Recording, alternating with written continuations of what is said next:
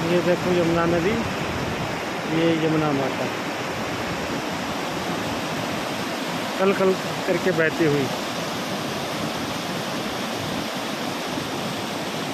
और ये पीछे है हथनी कुंड बैराज।